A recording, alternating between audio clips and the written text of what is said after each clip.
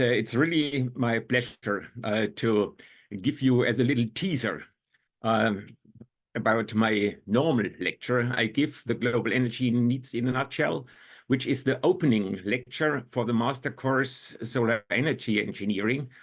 And this lecture aims to give an overarching understanding how to come from today's energy portfolio towards a 100% renewably powered world, which we all know is definitely necessary to combat the climate crisis.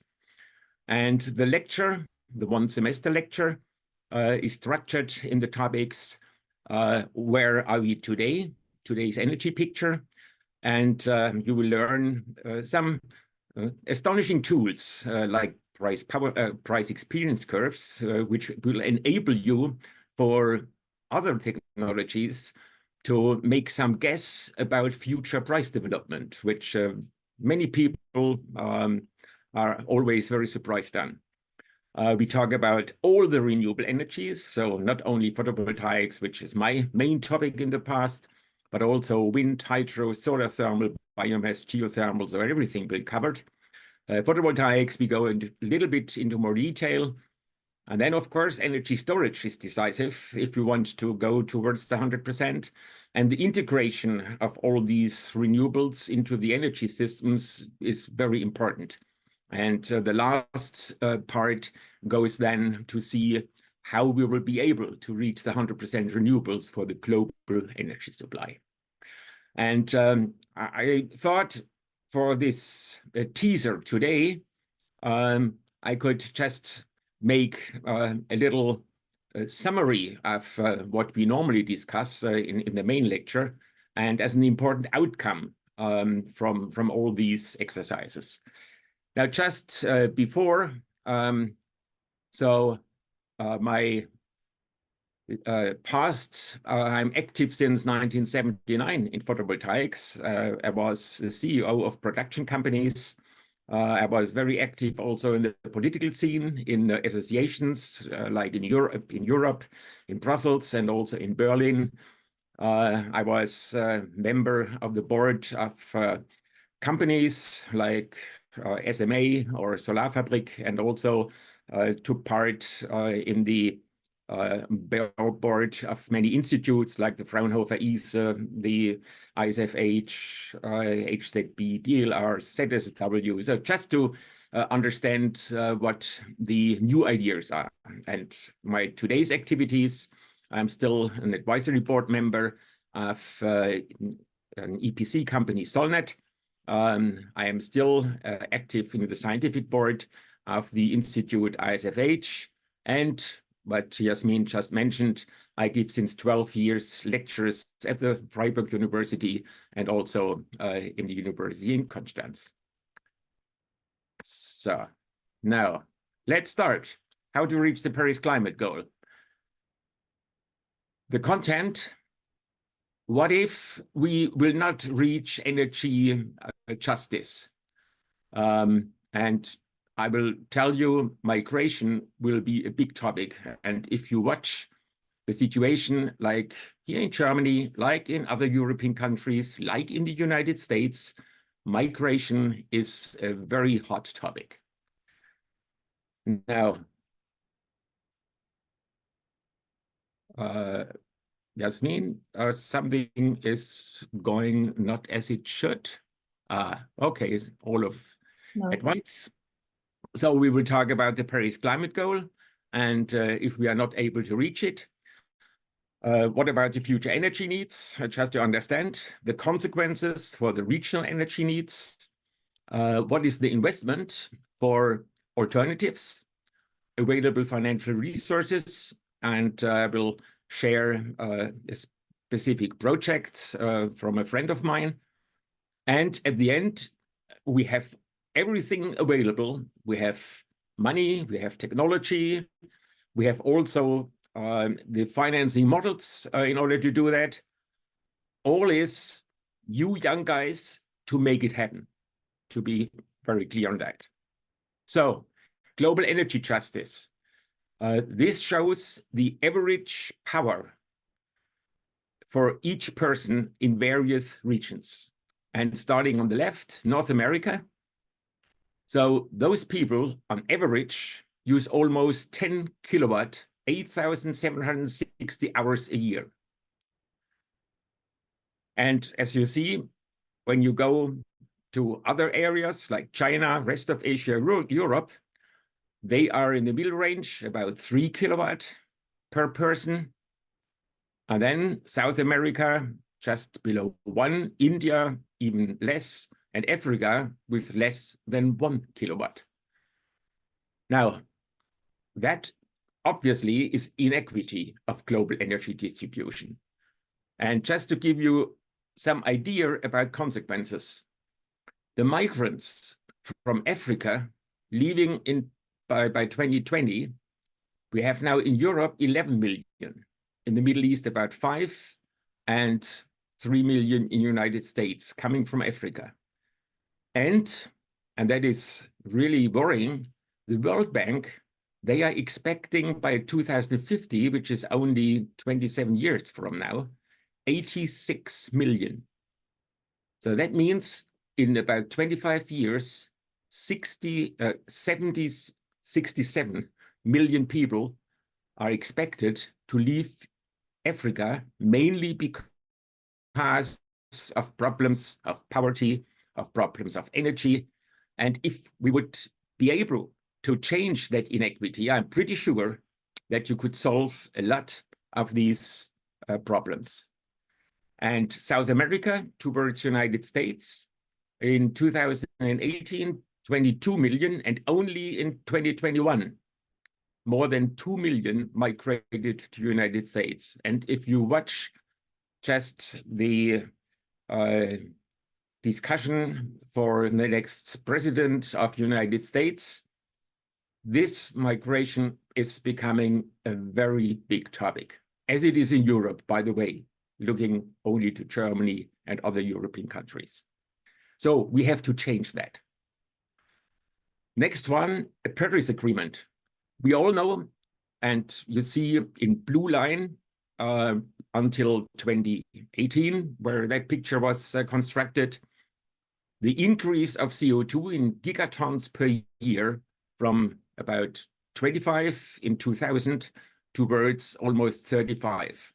And in 2018, the idea was we have to go down to almost 0 by 2050 in order to reach the 1.5 degrees centigrade temperature increase. If you do it in the yellow line, that already gives you the challenge that the 1.5 might not be reached. And if you do the continuation, that is the red dotted line, the business as usual, well, that will be, I show you, a disaster. But you have also to remember that beside the normal CO2 from burning coal to make electricity and riding all our cars by oil, we have additional greenhouse gases like the land use change, for example, in Brazil. And this adds up to almost 50 gigatons per year. And this has to go down to 0 in only 27 years. Now, what is happening if we do the business as usual? I think you all know. We have bushfires, we have flooding, we have droughts, we have hurricanes, tornadoes, and on the upper right, you see 2 pictures from a Columbia Glacier in Alaska. The left picture shows the glacier in 2009, and only 6 years later, from the same point of where the picture was taken, you see that most is now water. And this is not only in Alaska, this is worldwide. Also in Germany, also in Japan, in Asia, everywhere glaciers are melting with terrific consequences. So business as usual, obviously, is definitely not something to go towards. So if we have to go to 0 CO2 by 2050, there is no fossil power allowed, no natural gas for the chemical industry. We have to do the resourcing of energy just with renewables. It will be wind.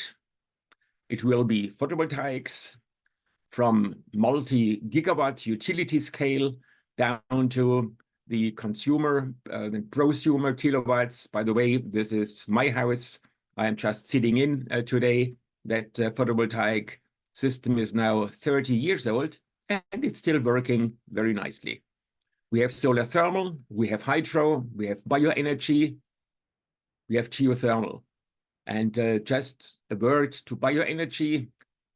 Future bioenergy should originate mainly from waste streams and not competing with having vegetables grown on area to make biomass, which is then changed to bioenergy, because on the same area, photovoltaics and wind is 100 times more effective than biomass. So for waste streams, and there are pretty many waste streams, as we all know, that is very important, but not to grow biomass or corn to make diesel, what is done today. So that should not be done.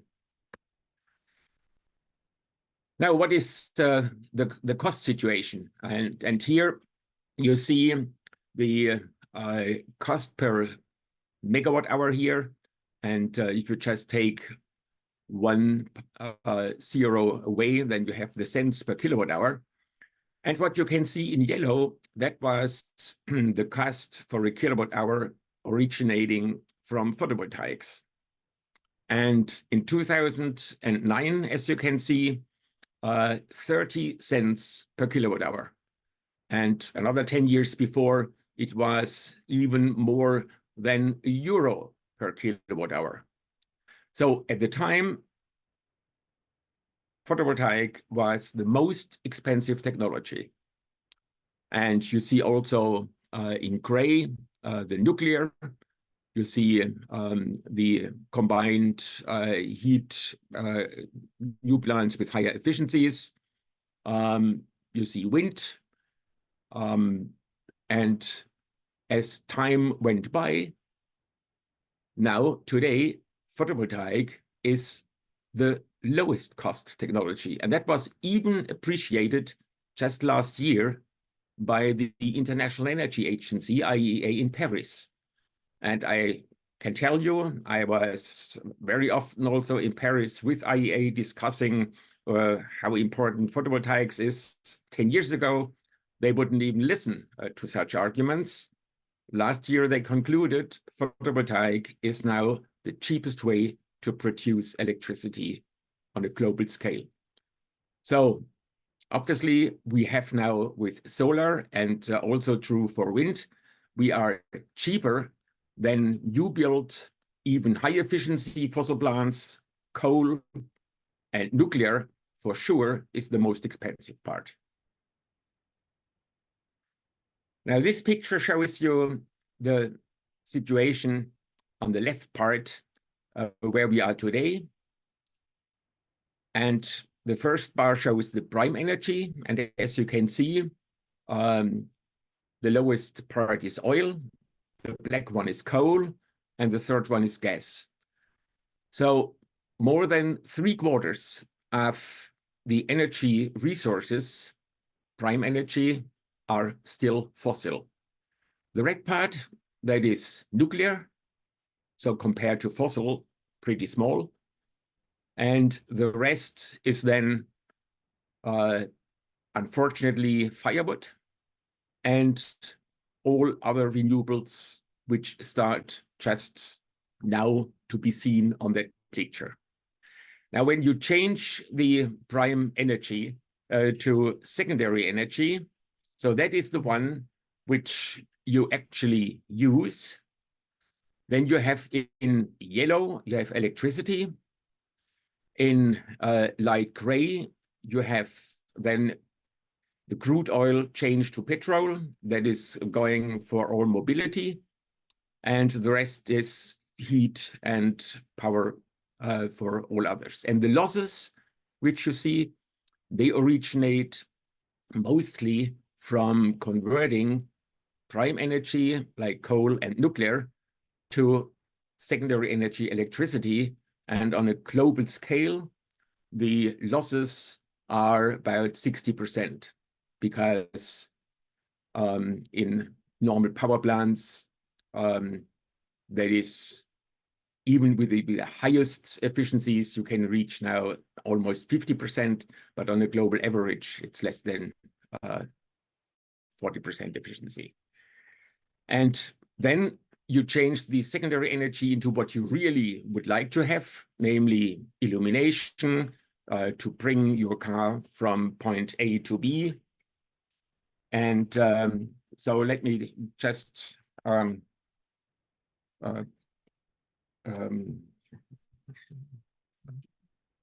also hier weiß ich nicht. So my wife is just searching her handy, and it should be, also es müsste unten sein. Also hier ist nichts. Okay, so that is the situation as of today. And what is needed, and that is the picture on the right-hand side in 2050. There is no longer fossil, as you can see, so no gray and black. It's only green and light green. That is solar. The blue one is the hydro. And the rest is other technologies like geothermal, like biomass from waste and things like that. And very important is the change in the structure of the secondary energy. So in the future, about 90% will be electricity, because most of the renewable technologies are producing electricity, nothing else. And then, of course, with electricity, you can also, by electrolysis, make hydrogen. And with chemistry, from hydrogen, you make chemicals. So these are all derivatives from originating electricity. So as you can see, quite a big difference. And also the losses coming from secondary energy to the user energy, the losses are very much smaller, because in this picture, we assume that a factor of 3 higher efficiency compared to today's things you will have, which is possible. Just to give you one example, a very good fossil-driven petrol car uses about, let's make it a very good one, 5 liters only per 100 kilometer, times 9 kilowatt hours per liter. So a fossil car needs 45 kilowatt hours for 100 kilometers. Now my electric car down is only using 15 kilowatt hours per 100 kilometer. And that is a factor of 3 efficiency increase. So this is just to give an example how in the future we are really able to have a factor of 3. That is challenging if we would like to have that globally for each and technology, but it's feasible. So now, if we would like to go to the future, we have to know how many people have we to feed. And just to make the story short, in most places, like in Europe and United States and an end, there is almost no further increase expected. However, just to look to the most prominent case, in green, you see the situation in 2000 in Africa, with 1 billion people, in 2020, 1.5 billion. And Africa is, by United Nations reports, seen as the biggest growing region in this world, going towards 3 billion and maybe even a little bit more. So, especially for these increases, it's also in India, as you see, not so pronounced, but also an increase. So this is where we have to have solutions and keep in mind to do that with energy justice, because we don't want to have migrants. And now let's see how we can do that. So in 2019, just that is the number from before, 120 petawatt hours secondary energy. And as a just rough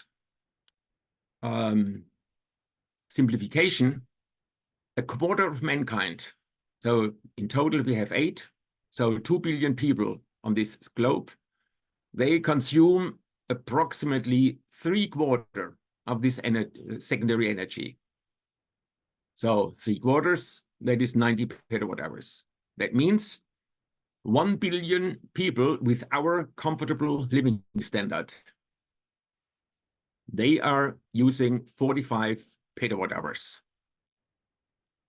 Now, I just mentioned that we should have an energy efficiency increase by a factor of 3. So that would mean that the 45 petawatt hours would shrink with our living standard today, would shrink to 15 petawatt hours, right? And as according to the United Nations, the picture before, they expect by 2050, 60, 70, roughly 10 billion people. So those 10 billion people, each one having the same energy per person, would then need 150 petawatt hours, just 10 times the 15. And this calculation is now the same energy per capita with our today's living standard. And obviously, this would be then energy justice, and I am pretty sure that would help a lot to prevent migration in multi-million people. Now, that's easily said, but I can tell you a big challenge to do. And I made some calculations, what is really needed. What you see here is from 2010 to 2020 for the given regions like Africa, India, and all others. The fossil energy, which is approximately the primary energy in the years taken from the International Energy Agency World Energy Outlook. And let's just take a picture to North Africa. That is the one with the orange, the upper part. So they are still, no, they are approximately staying stable. And Europe, that's the brown one, it's even going down. Africa, no surprise, they start very low and only gradually increasing, as you can see. So 2010 to 20, numbers from the report. And then I just extrapolated that towards 2025. And from there on, I assumed something has to change. So as you can see, just the continuation. And the next picture shows you now the situation until 2100. Again, you see from 2010 to 2025, exactly what I was showing you before. And in order to have the 150 petawatt hours, now cut into the parts corresponding to the respective population taken from the United Nations report, which I showed just before. So 150 petawatt hours would mean that in Africa, the secondary energy need is then 45 petawatt hours. In yellow is China. They, according to their population, should only be allowed something like 18 petawatt hours. And then, so if you make the sum of the 7 regions on the right side, that corresponds to the 150 petawatt hours. And it's structured according to the population in the region. And what you can clearly see, there are regions, just take, for example, the gray curve for North America. You remember the very first slide I showed you. They are using really too much energy today per person. So obviously, they have to go down from about 17 petawatt hours. According to their population, they should have no more than about 5 petawatt hours in the future. However, if you just take the green curve, that is the total of Africa, from 2025, we start, and then we have a logistic growth function. So from the starting point towards the end value in 2080-90. And now you make some assumptions about an ideal case where the initial growth in that logistic growth curve is 15%. And then if we would like to have quickly energy justice, so let's say in 2060, then you should have that ideal case. If you just make that growth slower, then you have take the pessimistic case with only the 5% initial growth. Then by 2070, you would only have half of the energy justice I was talking before. So ideally, we should have the ideal case in all these regions. Now, this is now the energy, secondary energy needed in the respective year. And now, as you have such a big growth, you can just ask yourself which energy addition per year you have to make. And that's shown on the next slide. So just take the green curve again. The solid line, solid green, is the ideal case for Africa. So in order to reach the picture shown before, this is the annual addition of energy in Africa. And as you can see, this increase is huge. If you just take the medium case, that is the dashed line, it's going to longer times and less needed annual energy. And the pessimistic case brings it even further. So let's just look, because this is the most striking region, what that means. So this is now in terawatt hours, the additions. And in order to reach those additional energies, you have to make an investment for power systems. And by the way, I was just a few weeks ago, there was a study published by McKinsey. And they, for Africa, took also a big effort to calculate how they could foresee the future increase. And as you see, the final energy consumption, there is this increase. And on the right side, you see very nicely that solar is giving, in their picture, the biggest contribution, which is nice. But if you just take the numbers, this corresponds to less than my pessimistic case, which I was just showing before. So first of all, obviously, there is a correlation between what they calculated with a huge manpower, not only one person like me, but from the basic understanding, this is by way not as much as we really need. So what you should know now is that if you make an investment for a given energy, then I have plotted here the investment in euro per kilowatt hour for fossil in comparison to photovoltaics.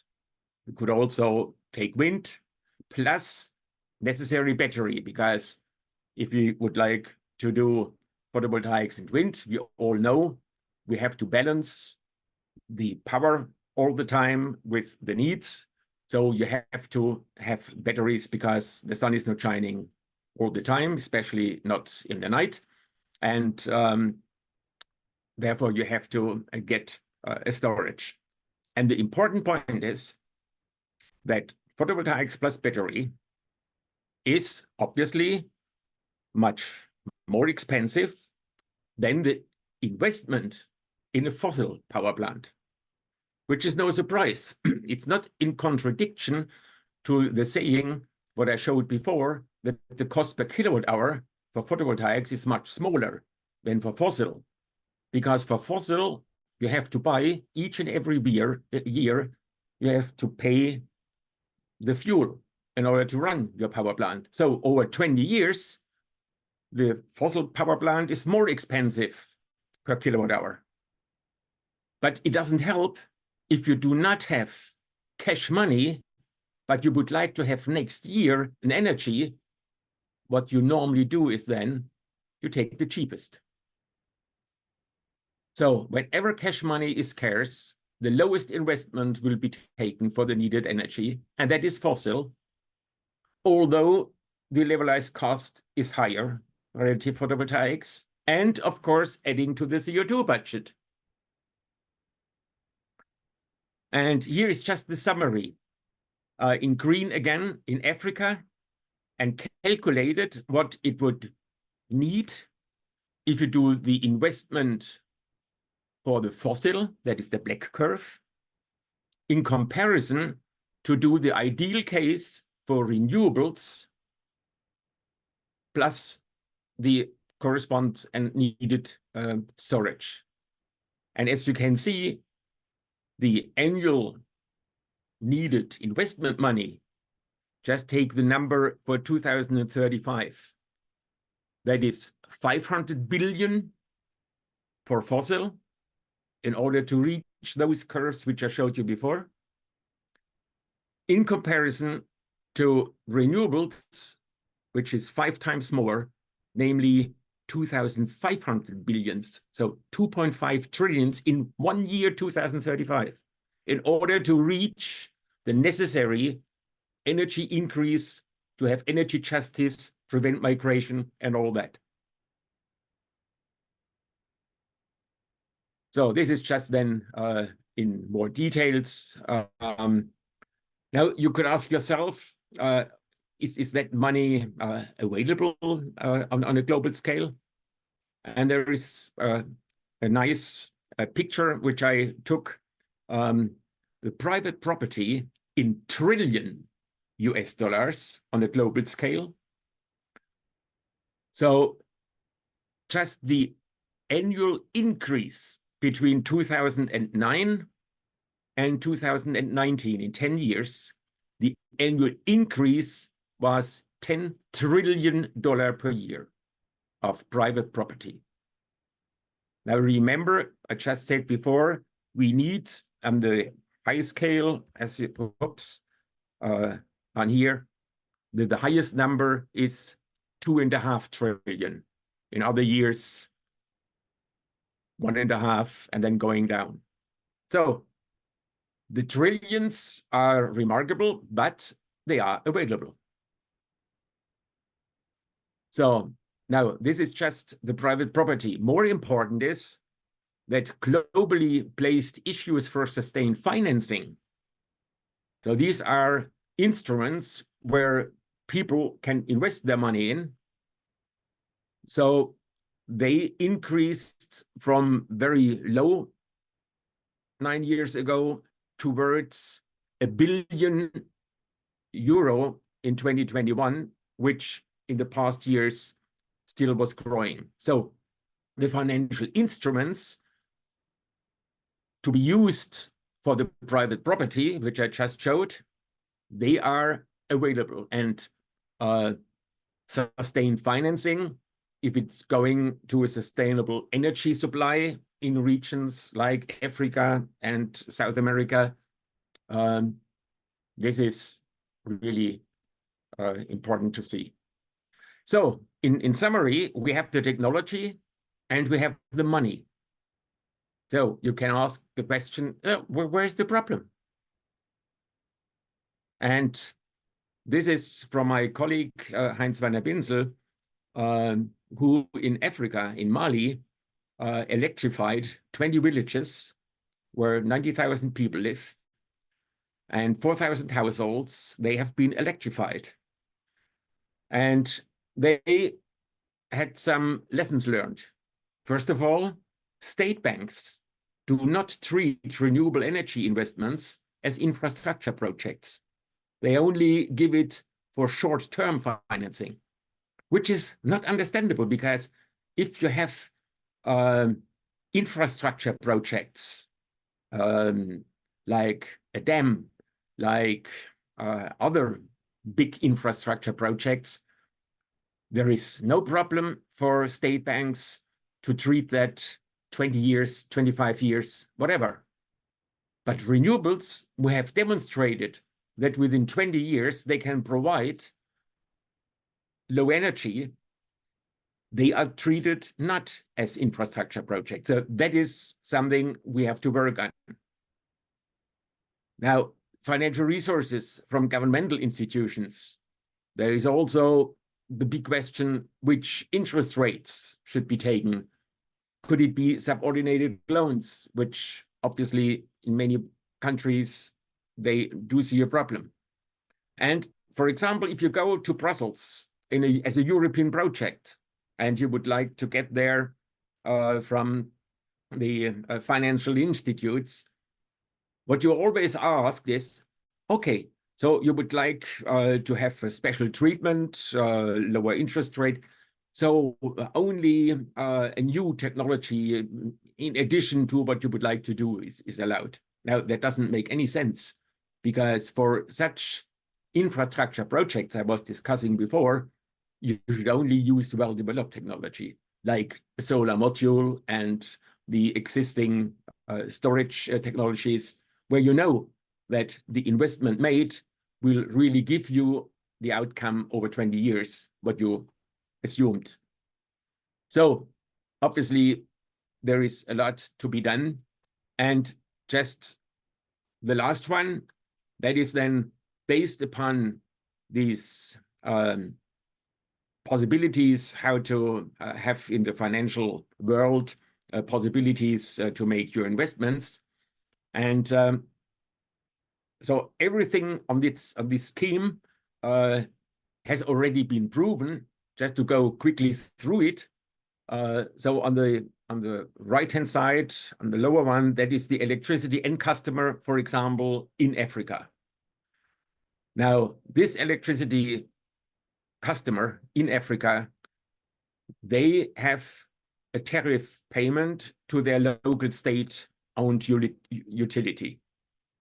And with the tariff, they become the power. And hopefully that would be solar, wind for the storage and whatever is needed. Now, that state-owned utility, they get the money from the asset holder, the special purpose vehicle, and they pay that back by a power purchase payment insured by governments. Because otherwise, no one would give money into such a bond. So the bond itself, that is paid by private and institutional investors on the upper right. And for the investment, they get a repayment and a decent interest payment. And also very important, that asset holder, the governmental and international institutions, so they are in place if something fails, because not in each and every project you will have 100% success. So there should be also some backing, because otherwise the private investors would not give their money if there was not backing from institutions. So in total, everything would be in place. There is money available. We do have the technology. We do know by now that they get the kilowatt hour cheaper than in Africa compared to what they had to pay if they made the investments in fossil. And the repayment, by the way, that is then, after all, taking into account that otherwise, with the lower investment payment, they would have to pay the fuel cost each and every year. So in total, the situation looks like summarized on this last slide. Without energy justice, I am pretty sure we have the big danger of heavy migration. And by heavy, I mean tens of millions of people. Now, most of the energy increase is not happening in Europe and not happening in the United States and also not in China, but in Africa, India, South America. We do have the cost-effective renewable technologies I showed you before. However, the investment with fossil cheaper compared to PV and wind and storage, although the levelized cost in fossil is higher, but it doesn't help, as shown before. Today's financing schemes, they do not allow renewable investments at large scale. I just gave you a few arguments. And very important is the next point. The regions responsible for that CO2 disaster, and that is Europe, that is United States, Japan, China, just to name the prominent ones. They have not only the moral, but also the selfish responsibility to finance the renewable technology in these areas. Because if we do not, then our goal of a 1.5 or 2 degree centigrade increase will just not happen, because investments will be made in fossil, and then Germany and others may be 0 CO2 by 2050, but the multi-tons of CO2 will come from the areas just discussed before. So there will be a win-win situation for those heavy loans from old economies, namely the old economies, they have a chance to survive, and the growth regions, they have cheaper electricity. And I'm pretty sure this very simple argument is still not understood. If I just look what was discussed in those discussions just in the last one in, where was it? It was not in Dubai. Where was the last big annual energy discussion which we had? So the numbers which I discussed are too small. I just referred to that McKinsey study. And the simple argument why it should be really a win-win situation for everyone, I've never seen that in all these discussions. And this is where we have to do much more outspeak to the world in order to make it happen, because we do not have any more time. So, and with that, I'm looking forward for questions which may arise, and thank you for your listening. Thank you as well for your presentation. Yeah, it's definitely an important topic to have developing countries in mind during this energy transition, especially poorer countries. They will be the one like having to, they don't have enough resources to deal with all the problems that are happening. If anyone has questions, they can either write them in the chat, or you can also open your mic and tell us your question.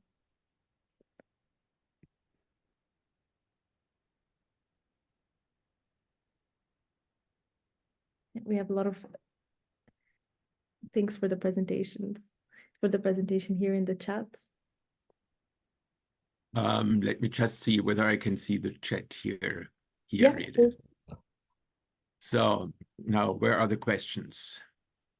COP28. Yes, it was in Dubai. Yeah, exactly.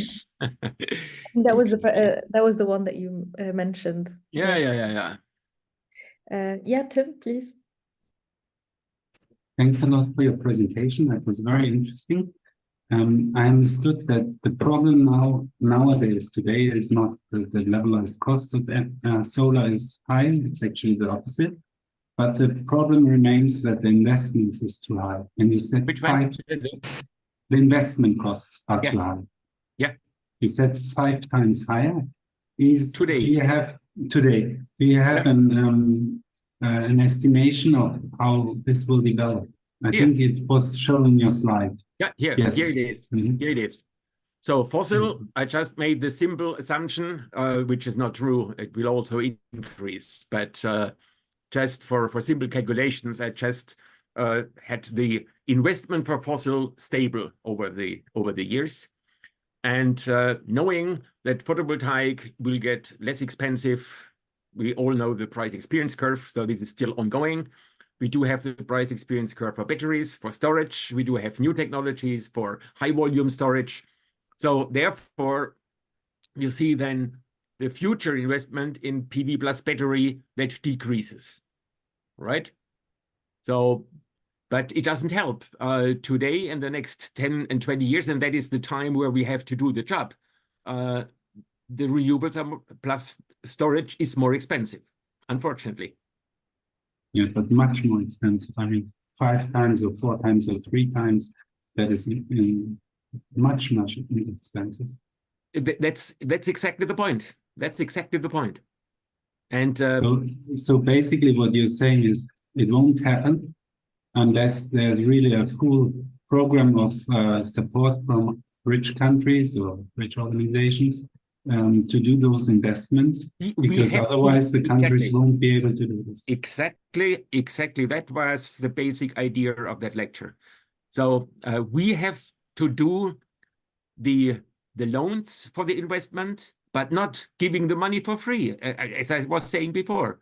So the payback is coming from the money those countries would have to pay anyway for their future fuel, because the alternative would have been to make the low investment of a power plant for fossil and then year by year pay the fuel cost.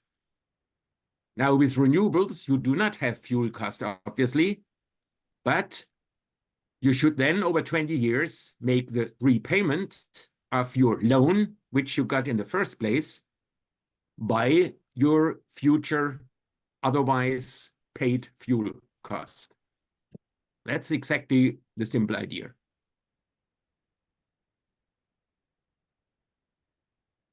Okay. Thank you very much. So in principle, it's straightforward and very easy.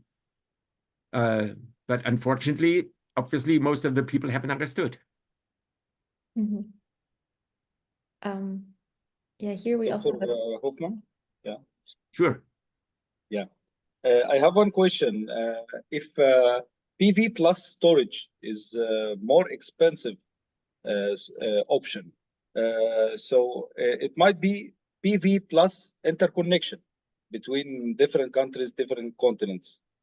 Like I know this insights from the course you teach us for more than 5 years.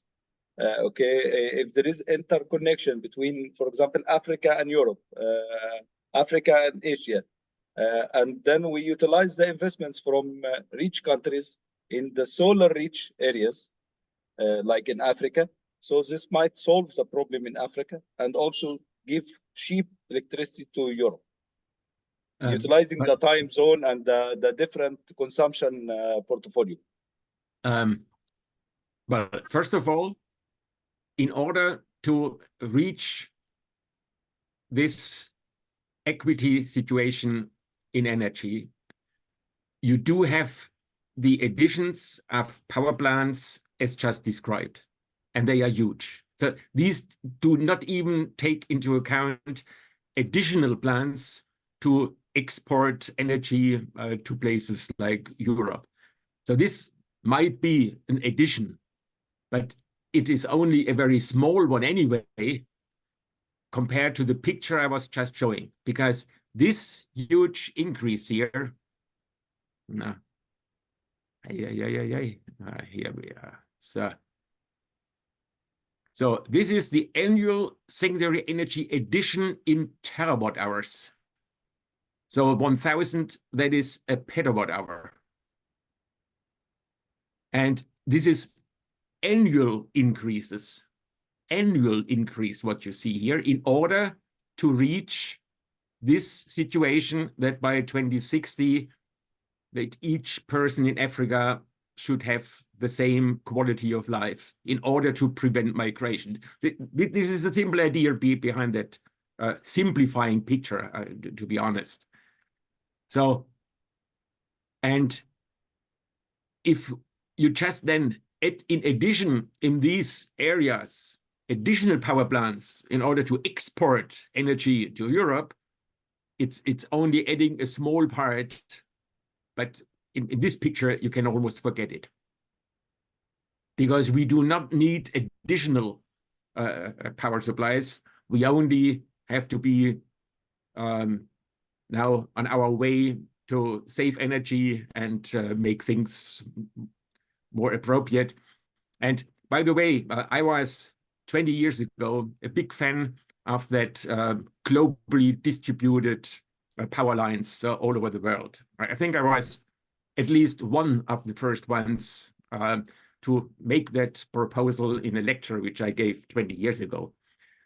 And that was behind a guy who was supporting the hydrogen economy. So I thought myself, well, is it clever to have then photovoltaic and wind first, electrolyzer, and then to have that transported, and in the place where you need the electricity, then you have the fuel cell in order to go back.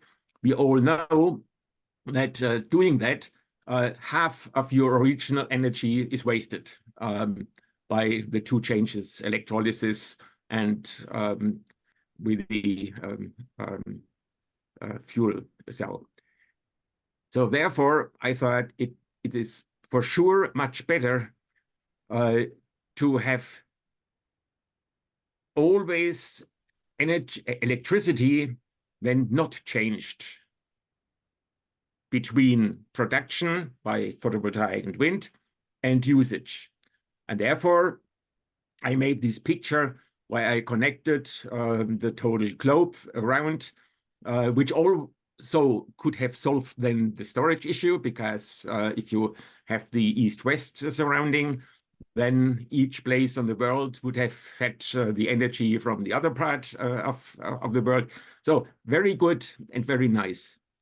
Well, first of all, 20 years ago, I could never foresee a possibility that storage is cost effective. 20 years ago, it was even worse than photovoltaics. So 20 years ago, I knew that if we had the volume of photovoltaics as of today, I knew that the price for a watt module would be around 20 cents. I knew that 20 years ago. For storage, I had no clue whether we would be able to go down in cost per kilowatt hour stored energy. So therefore, I was looking for this alternative and made the world around. Now, to be honest, within the last couple of years, where I have constructed the first price experience curve for batteries 6 years ago, well, all of a sudden I saw, well, yes, it is possible that you have in the future 5 cents per kilowatt hour storage available. And if I look around about new technologies also, redox flow systems with no noble materials, and so there is a lot of activities going on. So I'm pretty sure in 10 years from now, we will have for the big storage, and by big, I mean up to hundreds of megawatt hours, down to the kilowatt hours in the homes, we do have cost-effective storage. And that tells me then, with all the problems associated with the globally linked electricity grid, if you just look down between France and Spain, how long they have been discussing to increase the power lines between these two European countries from where they had been the last 2 decades to a higher level, took more than 10 years, and they are still working on it. And looking then for even further distributions, the problems associated with such a worldwide link is, in my point of view, much more challenging than to do locally whatever you are able to do without these big linkages worldwide. So I have changed my mind because of the price development for storage. Because 20 years ago, I couldn't see that. So I looked for another possibility in order to make the 100% renewables without storage. But that is no longer necessary. Yeah. So that is my answer to that point. Okay, Yeah. so still the solution is in the moral commitment from the parties that cause the issue of CO2 emissions to solve in Africa, in South America, and in Asia, to solve in the solar rich countries, and also the energy poverty areas, to solve it and to finance projects there, as raised in COP27 and also continued in COP28. But only with very small numbers they were discussing. Yeah, yeah. But now they're actually very, very, they give a lot for wars financing, not for energy financing. This is the issue now. Yeah. Yeah, unfortunately. Yeah. Okay. Yeah. Yeah. Okay. Thank you, Doctor. Thank you so much. We also have a few questions here, but let's start with Tim. Great, but you can take someone else. I have already asked one question. There's someone else who wants to ask a question. Here we have from Hassan Mirhi a question on, do you think financing renewables globally is already at the right pace? Or what is the finance gap in your opinion? There is no finance gap. There's just no financing at all. Okay. So the numbers which I have seen so far, they are just almost nothing. Yeah. So if you take those numbers here, which I had shown, come on. So if you take these investment needs here, again to say, this is 1 trillion per year. In the highest situation here, it's 2.5. Now let's just go here just to see, take Africa. This would be the case even better than from McKinsey, but which I called the pessimistic case. And even in that, you need up to $600 billion per year. And now you remember the numbers which had been discussed in COP28. They talk about 10 billion here and another 5 billion there, but not those numbers. I've never seen that. Yeah. Hassan Mirhi also followed up on his question by asking whether conventional oil and gas companies should also be pushed into financing renewables. I think that's something that's... Of course they should, because they have been the reason for all that, and all the billions which they earned in the past decades. Well, I'm not asking to give all those returns back immediately, but they should at least be part of that financing issue, because they still do have the money. If I look to the to the financial situation of ExxonMobil, of just the big ones. They have huge amounts of money, and they really should take that, not give it away for free, no, not necessary, but help these investments getting done. That is the point. But even that is not something which is discussed in detail with those guys. Yeah, unfortunately. Here also Denisa says how to guarantee the profitability of RE investments, so renewable investments, if end user prices can be negative at times. And would states need to guarantee a bottom-based price and ensure this to the operator in such cases, or are there any alternative for this? Or is... Well, obviously, this is a very complex situation. A quick remark to negative prices.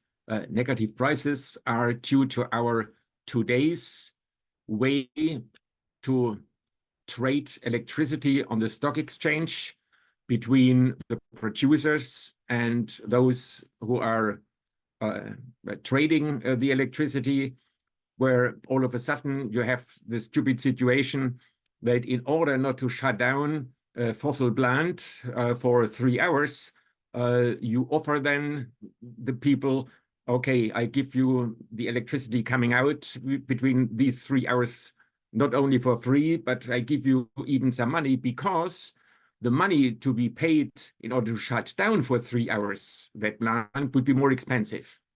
So that is the real situation. It's not by nature that you have negative prices. That has to do with the way we trade and produce electricity nowadays. That is the situation. If we have in future this renewable world with storage and things like that, I don't know where negative prices should come from. So therefore, this part would be, in my point of view, the easy part. The more important one is how to get the money on the first place. So yeah, that is still the bottleneck. I don't know if Denisa has still some follow-up question.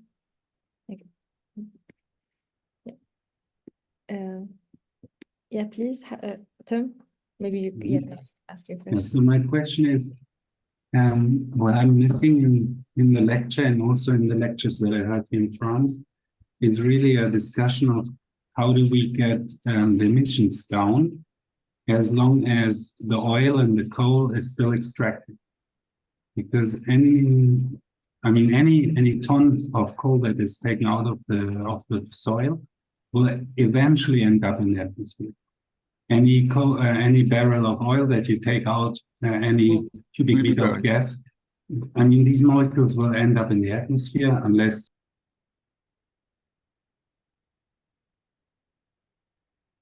you muted. You just muted your micro. Sorry, I just said that the carbon storage, capture and storage, that won't happen because it's too expensive and you can stop it. So my question is, have you considered in your scenarios, what will be the effect on the extraction level? Will it really reduce the extraction when you do these investments? Or will we maybe end up with more energy?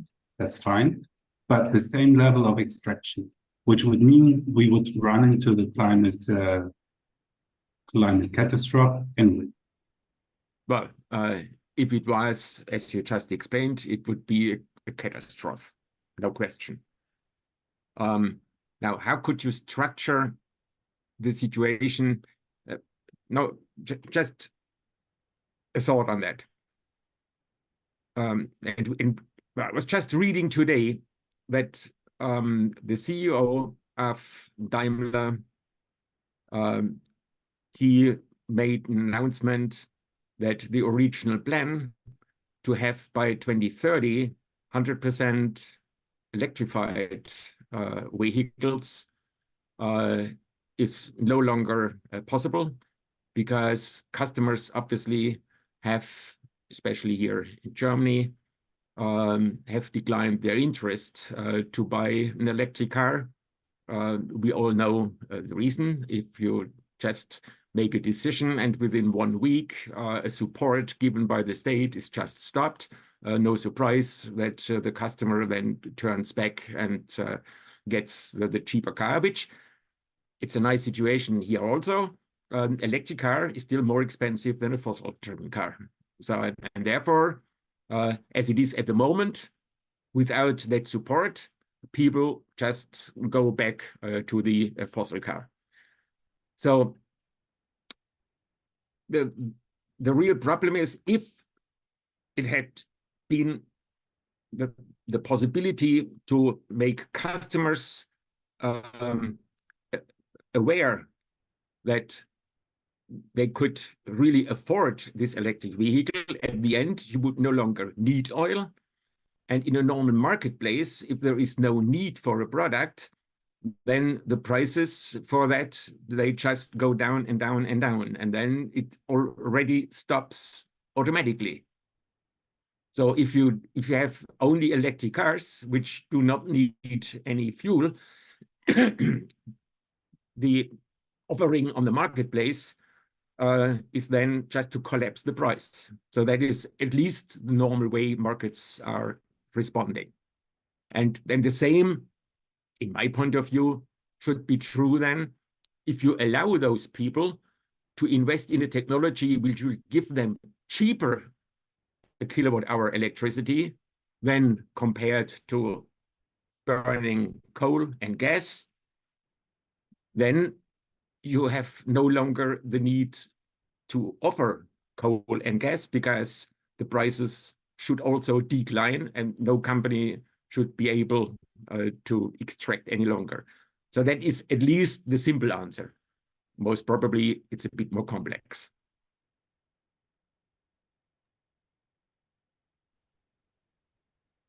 I think it's more complex, yes, but it's a question that is not asked a lot. I mean, I've been studying renewable energies now for half a year in Paris at Polytechnique. There was not one lecturer, not one of those lecturers who has questioned whether all that they were proposing to do photovoltaics and so on, whether this would actually reduce the extraction rate. And when you look at what's happening in the world, the extraction rate has not declined in the last decades. It goes up and it goes up and it goes up, and it will continue to go up, I think, unless really the decisions makers will ask this question: what can we do in order to reduce the extraction? And this is not, I think it's a bit naive to think that, oh, maybe one day the price will go down for oil and for coal, so that people will stop extracting. This will not happen. This will not happen before 2050. This might happen in 2100, 2300. That's when we're all cooking. I'm not as pessimistic as you just explained, because at least normally markets are responding quite quickly, especially when you get something you would like to have as a customer, you get that more cheaply. And this is very important, because to be honest, 20 years ago, when I was going to Brussels and Berlin and telling them how important photovoltaics is, 20 years ago, I could only argue, we have now a much better technology, not producing CO2 at the same time. I knew 20 years ago, a kilowatt-hour photovoltaic in Germany would cost me €1.50. So, and in that situation, you have lost already when you started the discussion. Now the situation is definitely very much different. We have, as I was saying before, even the IEA is now acknowledging that photovoltaics is the cheapest technology to produce electricity. And money streams will go to the cheapest way to do something. And also the people would like to have the cheapest one. That, by the way, they are only also not emitting CO2 is nice. But if it was 10% more expensive, nothing would happen. And this is the big change which I personally see, and I have come all the decades through that situation. That today we are in a completely different situation because we have power purchase agreements and everyone understands what a kilowatt hour costs now for new nuclear, 20 cents. The two brand new systems which are built in Great Britain, in Hinkley Point, it's 2 times 1600 megawatt brand new reactors, which maybe could be up and running in 2030, perhaps. And the power purchase agreement, which is in place since 2012, when the contract was done between the authorities in Great Britain and the Framatome in France, the contract was 12 cents a kilowatt hour, and that is without transportation. At the end of the power plant, for every delivered kilowatt hour, plus annual increase for inflation, starting for when the first kilowatt hour is then delivered for 35 years. So in 2030, for 35 years, they are obliged to pay each and every kilowatt hour from that power plant with, and in 15 years, it's not any longer 12 cents a kilowatt hour, because that was 2012. So in 2030, it will already be, I don't know what the inflation rate will be, but just assume 2%, which is the goal many people have. You start then with about 18 cents a kilowatt hour. And in 35 years, and you make the average, then you are at least at 25 cents a kilowatt hour. So the English people, they will pay for a brand new nuclear plant 25 cents a kilowatt hour in average. For photovoltaics in Great Britain, very similar to what we have here in Germany, 5 to 6 on large, on 20, 30 megawatt systems as we have along the motorways and railway stations. So this is the situation. So you are a factor of 5 less expensive. And what also will happen, it's not only the price per ton of coal, there is also, at least in many regions, the price per ton of CO2. And if you just add then at 100, well, today we are something like 60, 70 euro a ton. Some people expect it to go to 150, 200, others only 200. But if you only take 100, then roughly you add 10 cents a kilowatt hour only for the CO2 tax. And then you have still to pay the power plant, you have to pay the fuel, and. So in my point of view, it's just then ending the financing of these systems. And then also the extraction companies would no longer have a possibility to offer it to whom? If there is no longer a power plant running, then it's automatically then stopping the extraction. So that hopefully may a little bit answer your question. Yes, thank you. Perfect. Thank you very much, Tim. I believe, unfortunately, we're running a little bit out of time. There's still more question from Gustavo that I can ask very quickly, and whether it's just a question whether you're optimistic about a considerable change in terms of EU policies for investments in factories for renewable equipment as well as in power plants. It also all in the same topic. I really would love to see also a decent production industry, because that was my goal when I was active as the CEO of producing wafer cells and modules. And I tried 15 years ago to convince the politicians in Germany, in Brussels, to get the necessary support, which unfortunately was given in China from the state to those companies. And here with us in Europe, they were not interested at all 15 years ago. So very often I heard the argument, well, look, we have the important industries like the car industry, the chemical industry, and we should just not look too much for those small things you would like to have. So you're distorting all these principal market ideas. And so that was the answer 15 years ago. I think things have changed, but we have already lost the complete value chain. So whether it's glass, whether it's metal paste, whether it's framing, whether it's even in the machinery, you get much cheaper in Asia compared to what you can buy here in Europe.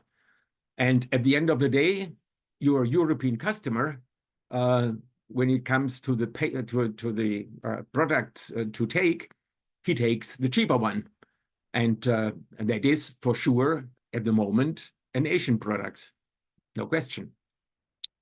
You have the situation, you may have followed it, Meyer Burger. They have started a few years ago in Germany with the module and solar cell production. And just today in the Handelsblatt, I was reading that they will stop module production in April, and they make a question mark to the production of solar cells if things are not really happening quickly. And instead, they are taking their investment money to United States because they have found a very clever way with the inflation tax, Inflation Reduction Act, IRA, Inflation Reduction Act. So which is, in my point of view, very clever to attract not only a company producing solar cells, because they also need then the wafers, they need the metal paste and everything.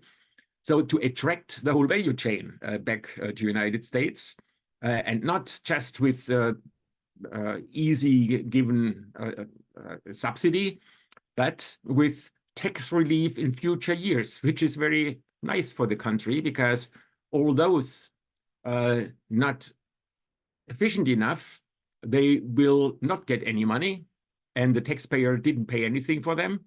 Only those who will be successful at the end, and they will pay less tax money.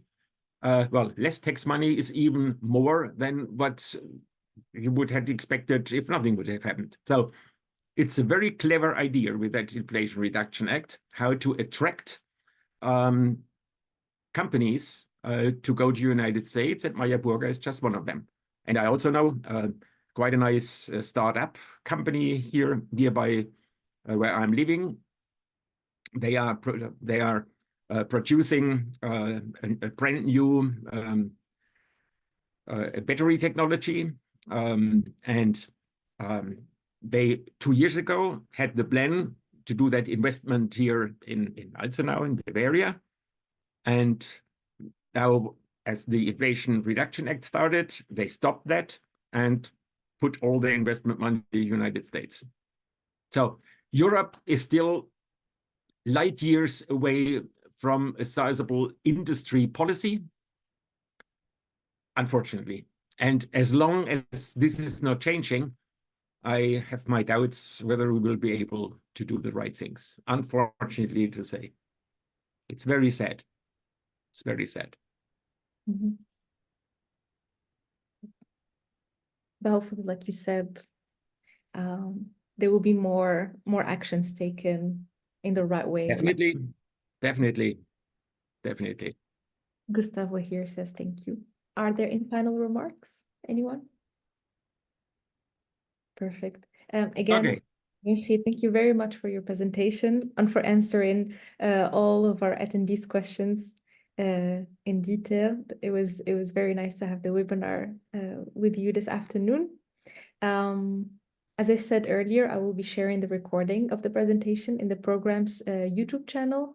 If anyone would like to watch it again or would like to share it to other colleagues, you're welcome to. Yeah. Okay, and should there be any questions, can they come back to you and you can forward it to me, or how could we structure that? Is there any possibility from those people who have listened now or who would see it now in YouTube and would have a question? How can they channel it so that you can give it back to me, and having then an email address, I can answer it? From the YouTube channel, I think if there are any questions, I will write in the bio that they can, if they have any questions, that they can get back to me. And maybe if you don't mind, I can also write your email. Yes, as please well. do so. Okay, that We'll would write be your nice. email there. Okay, Perfect. would Sounds be interested to get any remarks and any good ideas on that. yeah. Good. One other disclaimer would be that we have also, in 5 minutes, we also have an info session to present the solar energy engineering master degree, to answer any questions you have. So if anyone would like to join in the other meeting, then they're welcome to, and it will start in 5 minutes, and you can just copy this Zoom link that I just shared now, if you would like. Okay, so I thank you again for all your contributions and see you then. Thank you very much. Bye-bye. Bye-bye. Goodbye, everyone. Bye.